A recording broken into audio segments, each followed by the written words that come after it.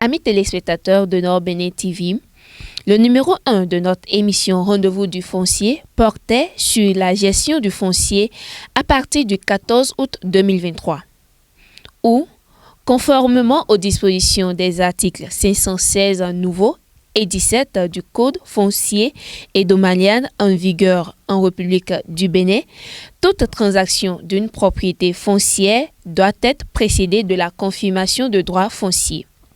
Ceci en réponse aux défauts de maîtrise foncière et à l'insécurité grandissante qui caractérisait le pays et qui n'était pas de nature à favoriser une politique soutenue d'investissement. À travers ce deuxième numéro de Rendez-vous du foncier qui permet d'informer et de sensibiliser la population, nous allons avec notre invité, M.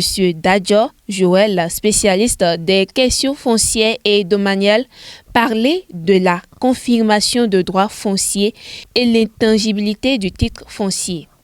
M. Dadjo Joël, merci de répondre une fois encore à notre invitation. C'est un merci partagé, madame. Et le constat est que les populations ont besoin de clarification pour ne pas se faire duper par certains contenus de la kyrielle de messages véhiculés à travers les différents canaux d'information. Et donc, si vous nous invitez, il n'y a pas de raison à ne pas répondre pour pouvoir apporter un peu par rapport à la gestion foncière dans notre pays. Chers invités, merci pour votre disponibilité encore une fois et les informations liées au code foncier et domanial. Que peut-on comprendre par confirmation de droit foncier ? La confirmation de droit foncier, au terme des dispositions de l'article 4 nouveau du Code foncier et domanial, est le régime foncier en vigueur actuellement au Bénin. Le régime nouveau, reconnu par le Code foncier et domanial depuis 2013, qui est appliqué à toutes les terres, quelle que soit leur nature, que ce soit terre en milieu rural, en milieu périurbain ou en milieu urbain. En effet, il faut comprendre que l'immatriculation qui était l'ancien régime foncier avec la loi 65-25 est remplacée par la confirmation de droit foncier qui n'est rien d'autre que la procédure contradictoire dont la finalité est la délivrance du titre foncier. L'innovation majeure qu'il faut retenir déjà dans ce nouveau régime qu'est la confirmation de droit foncier réside dans deux points fondamentaux. Le premier, c'est l'encadrement de certains délais. Et déjà, au niveau du Code foncier domanial, il est imposé à l'administration foncière de délivrer le titre foncier en 120 jours, si toutes les parties jouent bien leur rôle dans la procédure. Donc, le premier point, c'est l'encadrement de certains délais. Et le deuxième point également d'innovation dans ce nouveau régime, c'est l'unicité qui met fin au dualisme juridique. Parce qu'avant la loi 2013, on avait la loi 65-25, il y avait également la loi 2007 qui gère uniquement le foncier rural.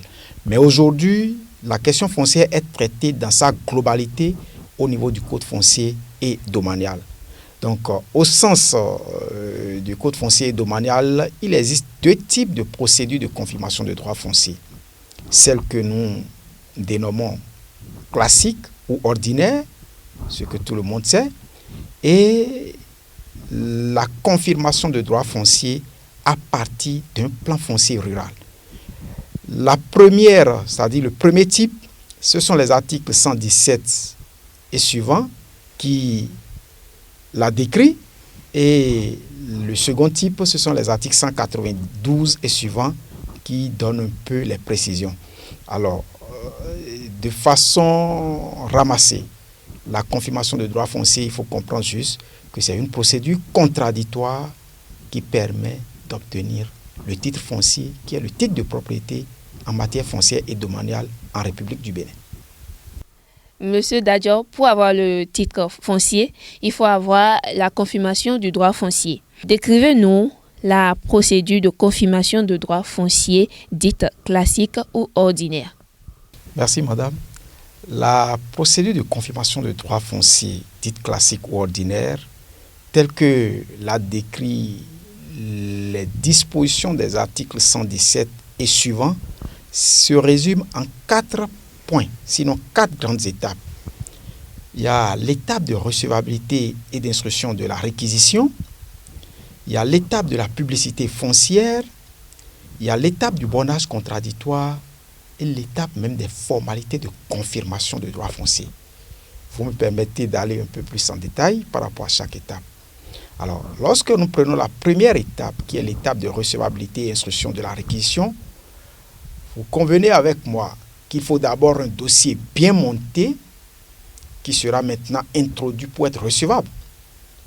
Et après, nous allons revenir certainement sur la composition de ce dossier-là. Et déjà, il faut comprendre que la procédure est conduite par l'administration foncière à travers ce qu'on appelle les régisseurs.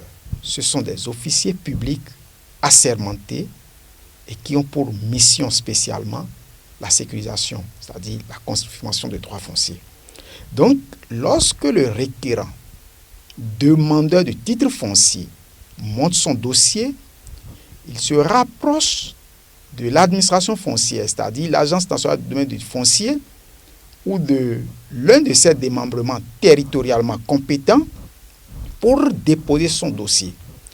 Une fois le dossier reçu, l'officier public procède au contrôle de régularité des pièces fournies avec possibilité de rejet ou peut-être il peut accepter sous réserve. Je prends par exemple le cas d'un dossier où au niveau des actes, on n'a pas la concordance des noms. L'officier public peut demander une pièce complémentaire, ce que nous appelons certificat d'individualité. Donc, il a la possibilité de rejeter le dossier ou de l'accepter pour qu'après on puisse compléter des pièces et autres.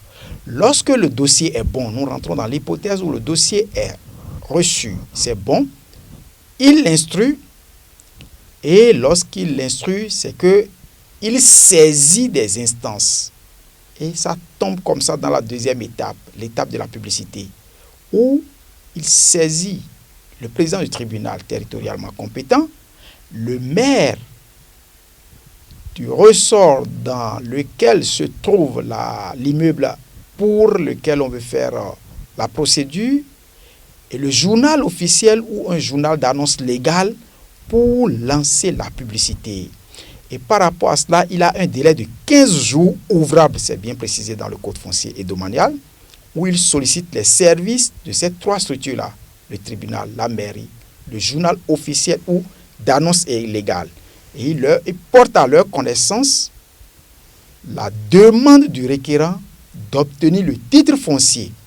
Et il revient à ces structures d'opérer la publicité foncière en informant le public de la demande du requérant. Et pour la mairie et le tribunal, ça se fait par affichage en des lieux fréquentés par le public. Pour le journal officiel ou le journal d'annonce légale, ça se fait par insertion dans le journal.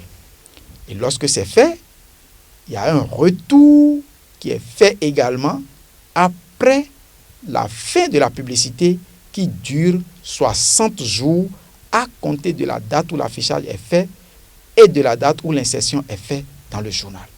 Donc voilà, de façon résumée, la deuxième étape.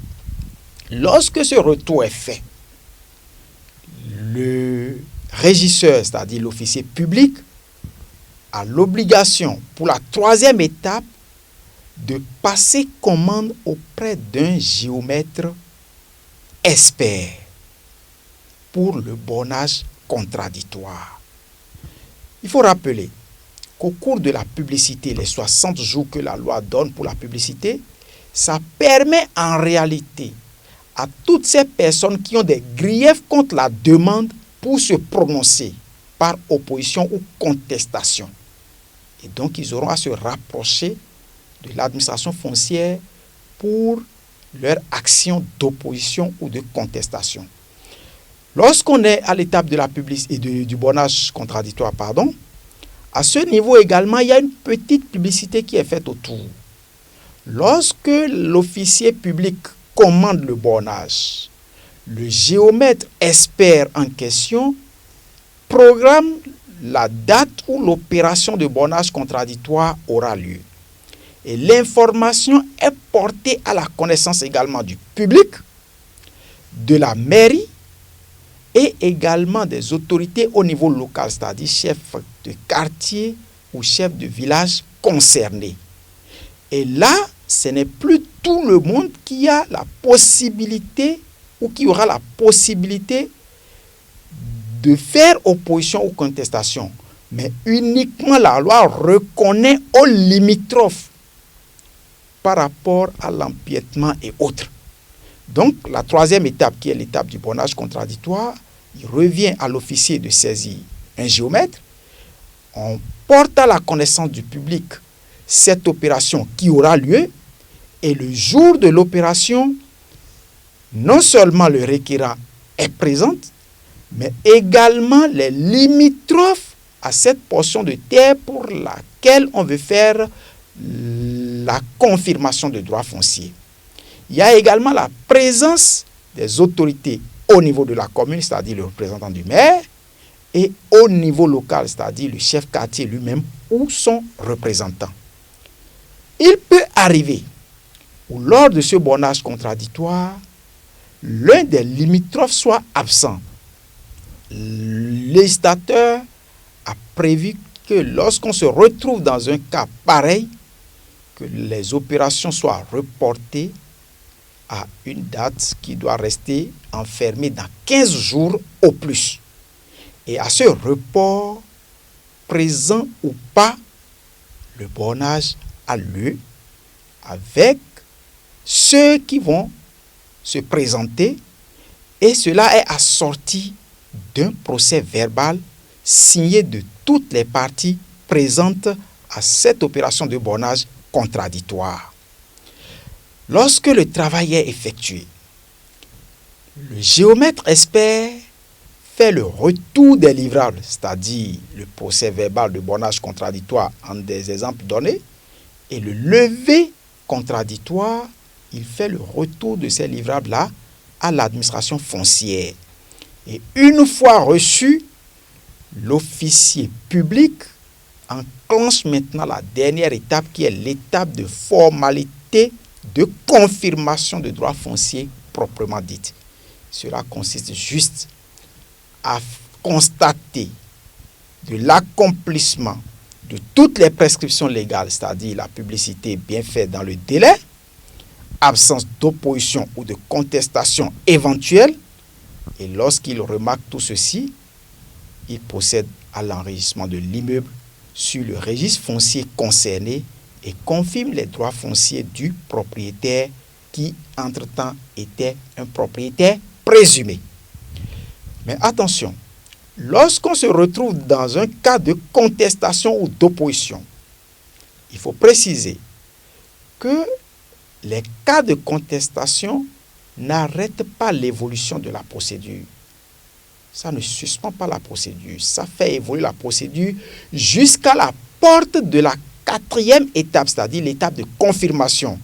Et lorsque on est arrivé à l'étape de formalité de confirmation de droit foncier et que les registres d'opposition révèlent qu'il y a eu opposition, c'est à ce niveau que l'officier public arrête la procédure et attend d'abord que cette contestation ou opposition soit vidée totalement avant de pouvoir évoluer dans la confirmation de droit foncier.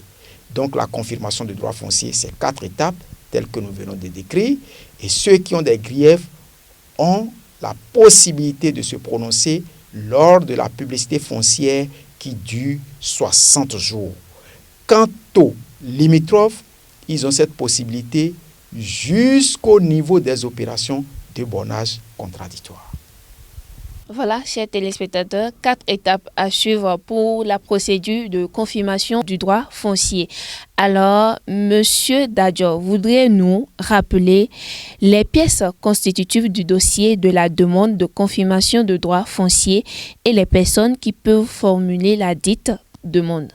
De façon générale, le dossier de confirmation de droit foncier est constitué des pièces ci-après.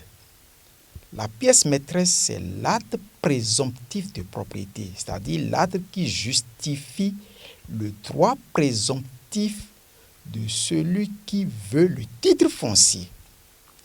Et au terme des dispositions de l'article 4 du Code foncier et domanial, on a comme acte présomptif de propriété l'avis d'imposition des 3 dernières années. J'ai voulu bien commencer par ça, parce que ça, c'est une innovation du Code foncier et domanial. L'avis d'imposition des 3 dernières années, ou le certificat administratif qui ne se délivre plus aujourd'hui, mais dans le passé, ça a été délivré et beaucoup de nos populations en détiennent encore, ou l'attestation de recasement, qui est un acte qui se délivre après les opérations de lotissement ou de remembrement foncier, ou l'attestation de détention coutumière, qui est une innovation du Code foncier domanial également, qui se délivre en milieu rural ou en milieu urbain non loti. Ou également le certificat foncier rural, qui ne se délivre non plus aujourd'hui, ou le certificat d'inscription. Ça, c'est une pièce, en tout cas ceux qui l'obtiennent savent de quoi on en parle. Il y a également les décisions de justice ayant force de chose jugée. Donc, lorsque vous avez l'une de ces pièces, ça atteste déjà votre droit présomptif de propriété et c'est ça la pièce maîtresse qu'il faut avoir dans le dossier pouvant permettre de demander la confirmation du droit foncier. La deuxième pièce qui accompagne l'acte présomptif de propriété, c'est l'acte constatant le transfert de la propriété foncière. Les dispositions de l'article 8 et 9 nous précisent qu'il y a plusieurs modes d'accès à la propriété foncière, entre autres l'achat-vente, les échanges, la donation et bien d'autres. Donc, il faudrait que vous apportiez la preuve de comment est-ce que vous êtes devenu présumé propriétaire. Si ce n'est pas achat-vente, donc ce serait une convention de vente affirmée et enregistrée. Si c'est par donation, ce serait donc un acte de donation. Donc, la deuxième pièce, c'est l'acte constatant la transaction foncière pour permettre à l'administration d'établir le mode d'accès à la propriété foncière. La troisième pièce, c'est le levé topographique. Ça situe un peu là où se retrouve l'immeuble objet de la demande. La quatrième pièce, c'est la copie de la pièce d'identité. Si c'est les anciennes, ce serait copie légalisée. Les nouvelles pièces que nous obtenons, il y a un code QR là-dessus, donc une simple photocopie pourrait faire l'affaire. En dehors de tout ceci, il y a une pièce qu'il faut avoir auprès de l'administration foncière. C'est la fiche de demande même. Et depuis mai, la demande se fait directement en ligne. Donc, ça peut s'obtenir directement en ligne et renseigner. À tout ceci maintenant, lorsque vous approchez de l'administration foncière, on vous calcule les frais, ce qu'on appelle la provision, et vous allez payer ces frais-là. Donc, la preuve du paiement des frais fait également partie des pièces qu'il faut avoir pour demander la confirmation de droit foncier. Et au niveau de la provision, vous me permettez de saluer encore ici une fois les efforts du gouvernement pour le coût réduit que nous avons aujourd'hui. Parce qu'avec l'immatriculation, l'ancien régime foncier, c'était très onéreux est une procédure très longue. Mais aujourd'hui, avec les efforts du gouvernement, la volonté de ceux qui ont à charge la gestion de notre pays, il y a la suppression d'un certain nombre de lignes qui ne sont plus prises en compte par l'administration foncière. Et c'est ce qui permet d'avoir un coût réduit. C'est vrai, quand on dit le montant, les gens crient. C'est parce qu'ils ne regardent pas dans le rétroviseur. Ceux qui ont eu l'habitude ou bien ceux qui ont eu une fois à faire le titre foncier dans le passé savent bien que comparativement à ce qui se fait aujourd'hui, il y a une réduction considérable du coût. Par exemple, un taux de 7,5 pour 1000 qui était facturé dans le passé, mais aujourd'hui qui a été supprimé. Un taux de 4,5% de la valeur vénale également, qui était calculé comme frais de prestation de l'administration, qui a été supprimé. Tout ceci à l'actif des dirigeants de notre pays. Quant au requérant, peut être requérant toute personne à qui la loi donne ce pouvoir-là. D'abord, les présumés propriétaires eux-mêmes peuvent venir directement. Ils peuvent aller directement au niveau de l'administration foncière, faire la demande de confirmation de leurs droits fonciers. Ils peuvent également confier cette mission à une tierce personne, pourvu que cette personne ait un mandat régulier. Lorsqu'on parle de présumés propriétaires, ce n'est pas uniquement des personnes physiques. Il peut s'agir également des personnes morales, qu'elles soient de droit public ou de droit privé. Donc, les personnes morales de droit public également peuvent faire la demande de confirmation de droit foncier et obtenir le titre foncier, tout comme les personnes morales de droit privé et les personnes physiques. Donc, tout cela peuvent aller. Les présumés propriétaires peuvent se constituer en association d'intérêts fonciers dans un périmètre donné et demander une confirmation de droit foncier sur leur périmètre. Tout comme la copropriété aussi, ou un syndic et autres peut demander la confirmation de droit foncier. Donc, la demande de confirmation de droit foncier est reconnue à toute personne, qu'elle soit physique ou morale de droit public ou de droit privé, pourvu que vous soyez propriétaire présumé et vous en apportez la preuve. Ou soit si vous êtes mandaté par un présumé propriétaire, que vous ayez votre mandat régulier et vous pouvez faire la demande de confirmation de droit foncier.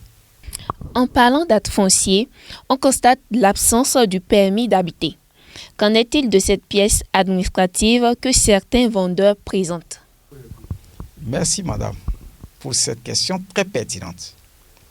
Effectivement, bon nombre de la population béninoise détiennent cette pièce dont vous venez de parler, le permis d'habiter. Permettez-moi d'aller un peu dans la genèse de cette pièce. En principe, le permis d'habiter, autrefois régi par la loi 60-20 du 13 juillet 1960 et de son décret d'application, est délivré sur un titre foncier de l'État et ne confère à son titulaire qu'un droit d'habitation essentiellement personnel, précaire et révocable. Vous convenez avec moi, à travers ce que je viens de dire là, qu'en réalité, le permis d'habiter n'est même pas hissé au rang d'un acte présomptif de propriété. Et lorsque vous parcourez le Code foncier et domanial, plus précisément au niveau de l'article 380, ces mêmes caractères sont reconnus au permis d'habiter. Acte précaire et révocable. Et il n'est délivré que sur un titre foncier de l'État. Malheureusement, les autorités dans le passé ont délivré des permis d'habiter sur des portions de terre qui ne sont même pas des domaines de l'État ou qui ne sont même pas immatriculées. Et même on a mis dans la tête de la population que le permis d'habiter, c'est plus qu'un titre de propriété. Lorsque vous faites le tour, vous questionnez un peu la population, c'est ce que la population comprend. Le permis d'habiter, c'est un titre de propriété qu'ils ont, c'est ce qu'ils pensent. Alors qu'en réalité, ce n'est qu'un acte qui reconnaît juste un droit d'habitation. C'est un acte précaire, un acte révocable lorsque le besoin se fait sentir, un acte qui n'est délivré que sur un titre foncier de l'État.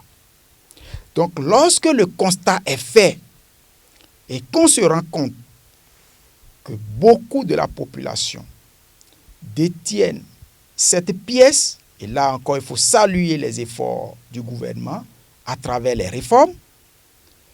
Lors de la relecture du Code foncier domanial en 2017, l'article 380 a été retouché. Et c'est à ce niveau que l'État, dans la relecture de l'article 380, a permis désormais aux détenteurs de permis d'habiter de pouvoir se faire délivrer un titre foncier à partir de cette pièce-là. Donc l'article 380 nouveau du Code foncier et domanial a donné le OK, si on peut s'exprimer ainsi, à toutes ces gens-là qui ont des permis d'habiter. Mais pas directement l'article 380. L'article 380 nouveau a renvoyé à un décret. Et en 2019, à travers le décret 2019-131 du 30 avril 2019, l'autorité a rendu possible l'obtention du TF pour tout titulaire de permis d'habiter. Et ces réformes sont à saluer car elles permettent aujourd'hui à cette catégorie, le nombre est très important de populations qui feront la démarche administrative pour pouvoir sécuriser leur propriété foncière sur laquelle ils avaient eu le permis d'habiter. Mais votre question me pousse dans d'autres réflexions parce qu'on rencontre qu'au niveau de certaines sous-préfectures du passé ou certaines mairies dans le passé, l'acte délivré porte la dénomination de permis d'habiter provisoire. Or, si les juristes nous diront que Joël Dadjo et Joël S. Dadjo ne seraient pas la même personne, je crois que permis d'habiter et permis d'habiter provisoire ou permis provisoire d'habiter ne seraient pas le même acte. Ce qui est sûr, le constat est fait et au niveau des états-majors en charge de la gestion foncière et domaniale, la réflexion est en train d'être menée pour savoir quel sera le sort des permis d'habiter dits provisoires délivrés à nos populations. Merci encore, Monsieur Dadjo. Le titre foncier confère la pleine propriété foncière à son titulaire. Mais n'y a-t-il pas des cas d'erreur ou de fraude dans sa délivrance? Au cas échéant, que fera la victime? Car il est dit que le titre foncier est sécurisé, définitif et inattaquable. Là, vous abordez les effets de la confirmation de droit foncier ou autrement la portée juridique du titre foncier. Effectivement, conformément aux dispositions des articles 112, 145 à nouveau, à 148, le titre foncier a des caractères intangibles, et vous venez bien de les citer. C'est un document définitif, un document inattaquable, un document de haute sécurité en matière foncière et domaniale, conformément à l'arsenal juridique au pays. Et oui, des cas de fraude ou d'erreur, aucune œuvre humaine n'est parfaite, dit-on. Il peut y arriver des cas d'erreur ou de fraude. Et le législateur a prévu qu'en de pareilles circonstances, la victime a la possibilité de l'ouverture d'une action en indemnisation. Et par rapport à cette question, je voudrais rappeler à tous ceux qui nous suivent que c'est ici même que réside l'importance de la description de la procédure de confirmation de droit foncier que nous avons faite tantôt plus haut. Parce que lorsque dans le délai de la publicité, vous avez des griefs et vous ne vous prononcez pas, ou peut-être vous limitrophes, vous constatez qu'il y a empiètement et vous ne vous prononcez pas, vous laissez la procédure évoluer à son terme, une fois le titre foncier délivré, il est inattaquable, il est définitif. C'est vrai, lorsqu'on va dans l'une des dispositions, sans me tromper, je crois bien 148, nouveau, on sent une sorte d'action de revendication. Mais en allant au niveau de l'article 140 nouveau, qui renvoie à l'article 147, il est clair que même en cas d'erreur ou de fraude, la seule possibilité que la victime a, c'est l'ouverture d'une action en indemnisation. Et cela se fait dans un délai donné, 1 an à compter de la date de la découverte de la fraude ou de l'erreur. Donc la population a intérêt à suivre ce qui se passe. Si les gens ont des temps, faire un tour au tribunal, faire un tour à la mairie, pour voir quelles sont les demandes de confirmation de droit foncier en cours, pour ne pas se voir dans des situations d'irrecevabilité de leur action ou dans des situations de cas de caducité d'une action qu'ils auraient enclenchée. Merci encore, Monsieur Dadja. Et nous sommes pratiquement à la fin de ce numéro. Votre mot de fin. Madame, c'est à moi de vous remercier.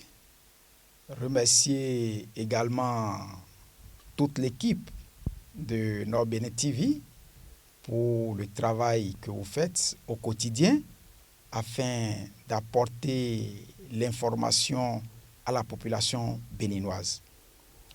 Toute notre gratitude à cette population qui, chaque jour que Dieu fait, cherche autant que faire se peut à mieux comprendre certaines choses. Nos remerciements vont à l'endroit des autorités de ce pays, les autorités à divers niveaux, pour les réformes enclenchées, ces réformes qui sont toujours en cours, afin d'assurer à la population l'accès équitable à un foncier sécurisé dans notre pays. Je voudrais en profiter pour inviter ces mêmes autorités à se conformer aux dispositions des tests pour le bonheur non seulement de la population, mais également pour leur propre bien.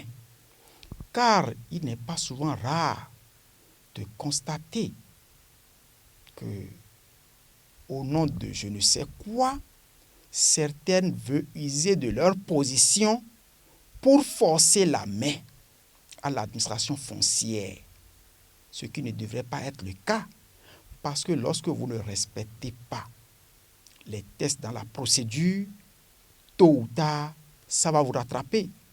Et c'est se livrer à ses adversaires politiques. Je crois avoir lu dans l'une des parutions qu'une vente aurait été opérée en 1994. Nous sommes en 2023 et aujourd'hui, ça rattrape les autorités de ce moment-là. Je crois 2 maires sont cités dans cette affaire et un opérateur économique également. Donc, ce sont des éléments qui devraient quand même être des leçons à nous, population, des leçons à nos autorités qui sont là actuellement pour se conformer aux dispositions des tests en vigueur lorsqu'elles demandent une prestation. Je voudrais inviter la population à avoir le réflexe d'aller confirmer leur droit de propriété foncière sur les terres leur appartenant.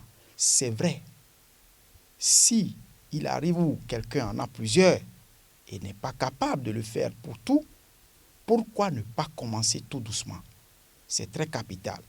Et nous l'avons rappelé ici, qu'à compter du 14 août 2023, si le code foncier domanial ne subit pas une nouvelle modification ou si les autorités n'en décident pas autrement, c'est qu'il ne peut plus avoir de transfert de propriété sans que vous n'apportez la preuve de votre droit sur la portion de terre concernée.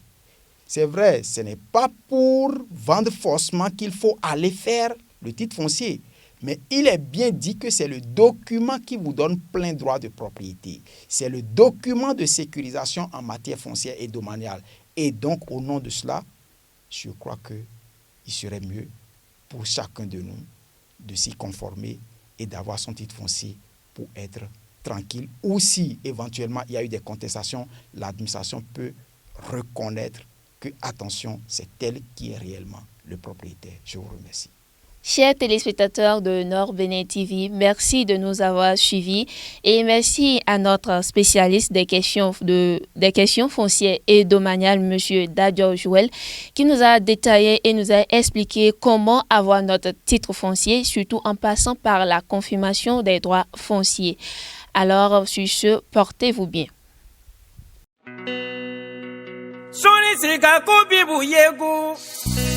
Yekaki kutengo kizonogi wa egeno Banunga ya yumamono Itate tela tadonu Nagabara kana Itate tela tadonu